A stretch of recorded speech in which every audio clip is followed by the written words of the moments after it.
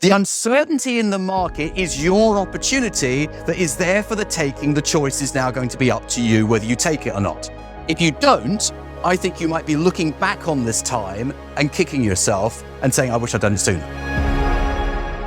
Deal sourcing part of buying a business is probably the least of your concerns. Everyone worries about that at the start. They say, well, will I be able to find a business to buy? I don't know if I can find one. I don't think there's many businesses in my sector. I don't think I can find one.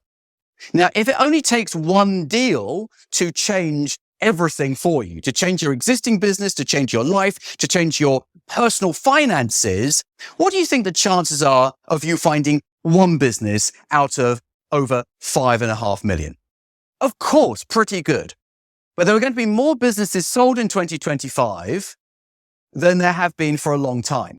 The relief that the seller of the shares of a business receives on the consideration for the sale of that business is going to, the tax is going to go up from 10% to 14%.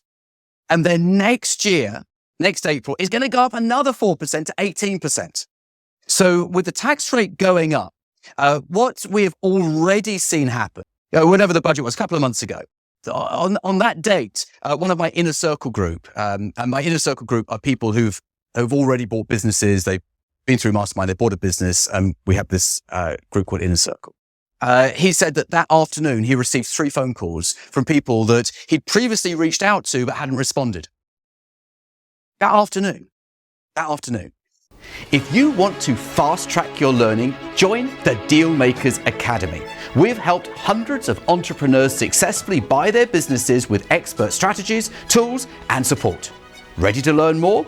Click below to download your free business buying toolkit and start your business buying journey today. The link is in the description below. But there is an opportunity arising in 2025 where there is going to be a real rush to get deals done by the end of March, beginning of April. And then there are going to be people who miss that deadline. And that, to be fair, there is a way of managing this where we can fix the tax rate, but there is a way of doing it. But generally speaking, what will happen is that then there's going to be a huge run up to the end of 2025, beginning of 2026. So you've got a lot of people in their late 50s, early 60s who know at some point that they are going to hang up their hat and they're not going to continue the business. The children don't want to take over the business. The family business thing is kind of no longer, it's almost a thing of the past now.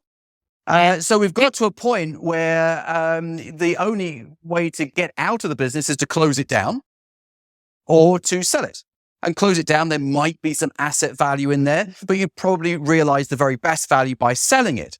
And people's plans are accelerating because why would I wait another couple of years? Because look, if the Labour government, the new government, have put up the tax rate this year and then they put it up next year, what's going to happen at the next budget? Do you think it might go up again? Do you think we might be taxed again? Do you think it might go up? Do you think there might be a different tax for people selling their business? All these wealthy entrepreneurs selling their businesses. Why don't we have an entrepreneur's tax? Yeah. And we don't know what's going to happen. And that uncertainty is the gentleman who said opportunity earlier. Thank you very much. I love that word. Is the opportunity. The uncertainty in the market is your opportunity that is there for the taking. The choice is now going to be up to you whether you take it or not. If you don't, I think you might be looking back on this time and kicking yourself and saying, I wish I'd done it sooner.